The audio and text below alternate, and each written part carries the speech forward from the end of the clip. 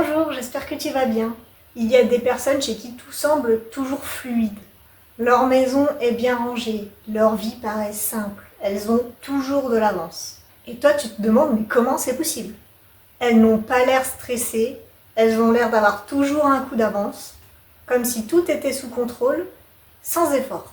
Et pendant longtemps on a pu croire que c'était une question de motivation, de discipline ou même de perfection.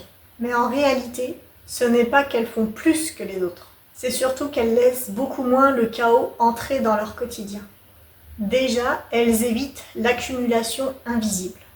Parce qu'une maison en désordre ou une sensation d'être débordée, ce n'est jamais lié à un gros manque de ménage.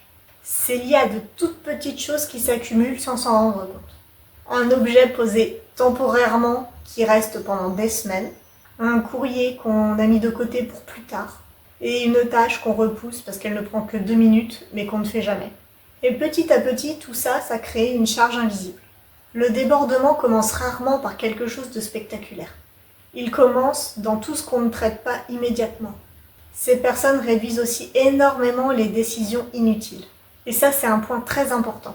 Parce qu'une grande partie de la fatigue quotidienne ne vient pas des tâches en elles-mêmes, mais du nombre important de micro-décisions qu'on doit prendre en permanence. Par exemple, les repas. Au lieu de te demander tous les jours « qu'est-ce que je vais faire à manger ?», ces personnes, elles ont une liste de repas simples, répétitifs et efficaces. Ils ne sont pas forcément parfaits, mais ils sont faciles à exécuter. Le plat, ça n'a pas besoin d'être le plat le plus beau, le plus instagrammable possible. Mais à partir du moment où il y a des fibres, des protéines, des glucides et des lipides, c'est parfait. C'est la même chose pour les routines. Le matin, elles ne se prennent pas la tête à chaque étape. Elles suivent un schéma qui se répète presque automatiquement. Et les vêtements aussi. Moins d'options ne veut pas dire moins de style. Ça veut surtout dire moins de fatigue mentale. Parce que chaque choix en moins, c'est de l'énergie en plus pour faire autre chose. Ce n'est pas qu'elles sont mieux organisées, c'est qu'elles ont supprimé une grande partie des choix inutiles. Troisième point, elles terminent les choses immédiatement. C'est peut-être l'un des changements les plus puissants. Quand une tâche prend moins de 2 minutes, elles ne la repoussent pas, elles la font tout de suite. Elles rangent directement un objet au lieu de le poser en attendant. Elles répondent à un message au lieu de les laisser s'accumuler. Elles remettent les choses à leur place dès qu'elles ont fini de les utiliser, parce qu'elles savent une chose très simple. Des petites choses deviennent toujours des grosses choses quand on les laisse s'accumuler. Et ce qui paraît insignifiant au départ devient très vite une grosse charge mentale. Quatrième point, leur environnement est fait pour réduire l'effort et ça change tout. Parce qu'un espace peut soit te demander de l'énergie, soit t'en faire économiser. Chez ces personnes, les objets, ils ont une logique. Les choses du quotidien sont faciles d'accès, comme les assiettes ou les verres. Les objets importants ont une place fixe, comme les passeports. Et il y a peu de friction dans les gestes simples. Elles ne passent pas leur temps à chercher, déplacer, réorganiser. Leur environnement travaille avec elles et pas contre elles. Autre point important, elles ont une tolérance beaucoup plus basse au désordre. Mais ce n'est pas du perfectionnisme. C'est plutôt une réaction rapide aux petits débordements.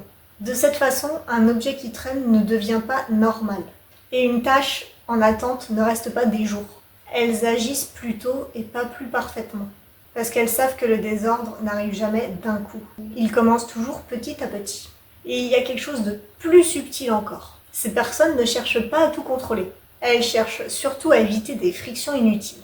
Parce que ce qui épuise au quotidien, ce n'est pas forcément les grandes tâches. C'est tout ce qui demande un micro-effort mental répété. Chercher quelque chose, hésiter, remettre à plus tard, refaire, déplacer encore, etc., etc.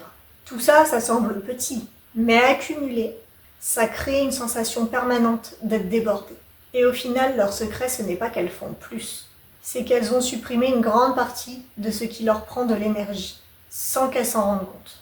Si on résume simplement, ce n'est pas la quantité d'efforts qui change, c'est la quantité de désordre et de décisions à gérer au quotidien. Et ça pose une vraie question. Qu'est-ce qui, dans ton quotidien, te donne l'impression d'être débordé, sans que ce soit réellement de grosses tâches? Parce que c'est très rarement une seule chose qui fatigue. C'est une accumulation de petites choses non traitées.